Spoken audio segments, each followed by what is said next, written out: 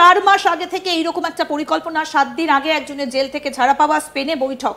ভারতীয় ইন্টেলিজেন্সের কাছে কেন তারা খবরটা পেল না?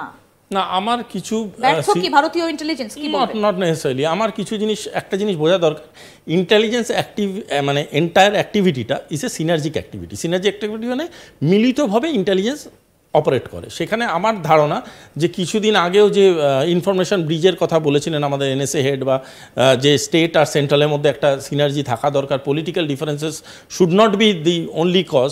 তো আমাদের সেই জায়গাটায় গিয়ে কোথাও গিয়ে মনে হচ্ছে যে কোথাও গিয়ে একটা ইনফরমেশন ফেলিয়ার হচ্ছে।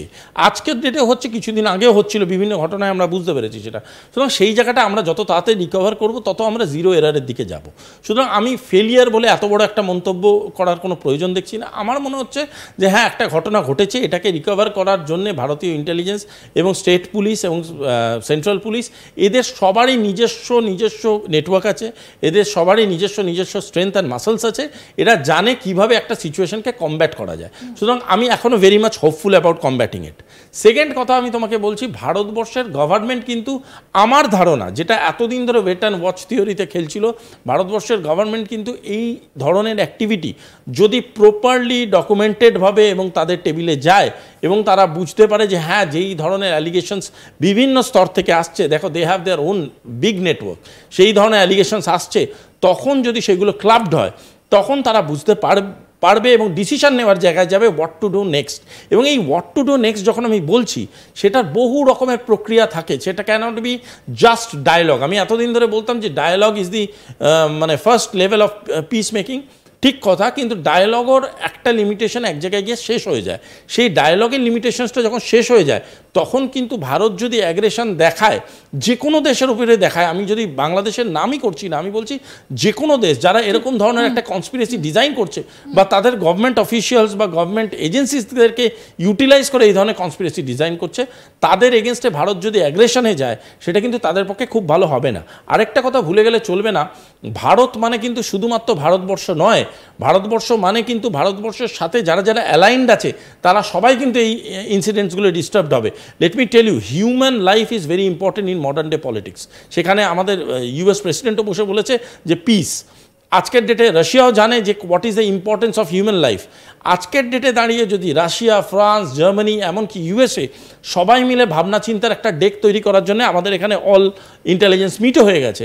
সুতরাং we have a model in our hand. এবার যদি এই ধরনের ঘটনাকে ইন্ডিয়ান গভর্নমেন্ট সত্যি সব রকমভাবে মিলিতভাবে বুঝতে পারে, অ্যান্ড ফাইনাল স্টেজে গিয়ে তারা বুঝতে পারে যে হ্যাঁ, যেই ডকুমেন্টেশনটা আমাদের হাতে এসছে, ইট প্রুভস দ্যাট, তাহলে ভারত কি করবে, কোন পথে হাঁটবে? Strong retaliation. আমি তোমাকে বলছি, অ্যাগ্রেসিভ রিটালিয়েশন। আমি একটা কথা বলছি, যখন বালাকোট হয়েছিল বা যখন ধরো পুলওয়ামা অ্যাটাক হয়েছিল, তখন আমরা সবাই ভেবেছিলাম there can be round of discussions, কিন্তু ভারতবর্ষ কি করতে পারে তার একটা ঝলক কিন্তু আমরা পেয়েছিলাম।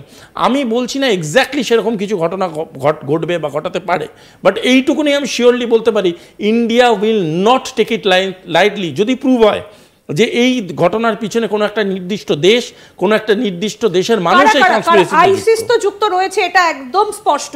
আইএসআই এরও এর মধ্যে হাত রয়েছে, বাংলাদেশের ডিজিএফআই তাদেরও হাত রয়েছে, টার্কির হাত রয়েছে। দেখো, একটা জিনিস হচ্ছে অ্যালিগেশনস, একটা জিনিস হচ্ছে ডকুমেন্টেড প্রমাণ। এজেন্সি কিন্তু মুখের কথায় বা মিডিয়া ন্যারেটিভে চলবে না, এজেন্সি প্রমাণ নেবে, এবং প্রমাণ মানে ডকুমেন্টেড প্রমাণ। এই ডকুমেন্টেড প্রমাণ কিন্তু নট নেসেসারিলি শুধুমাত্র ভারতীয় বা ভারতবর্ষের মানুষের তরফ থেকে আসবে। ইন্ডিয়ান এজেন্সিসদের প্রচুর এমন এজেন্সি আছে যেগুলো ইন্ডিয়ান এজেন্সিসদের অ্যালাইজ, তারাও বিভিন্ন রকম ডকুমেন্টেশন দেবে। যখন এই ক্লাব ডকুমেন্টেশন দেখে তারা নির্ধারিতভাবে বলতে পারবে যে কিছু ইন্ডিভিজুয়াল, নাকি কোনো নির্ধারিত গভর্নমেন্ট, নাকি আরও bigger conspiracy is related to it, তখন ইন্ডিয়ান গভর্নমেন্ট কিন্তু তত বড় তত ডোজের ওষুধ তৈরি করবে। কারণ একটা জিনিস জেনে রাখো, ইন্ডিয়ান গভর্নমেন্ট যেমন চায় না কোনো অসুস্থ রিলেশন, তেমনই ইন্ডিয়ান গভর্নমেন্ট চায় না কোনো গ্যাঙ্গারিংওয়ালা জিনিস তাদের বডিতে থাকুক। ইন্ডিয়ান গভর্নমেন্ট কিন্তু অ্যাম্পিউট করতেও খুব ভালো মতো জানে।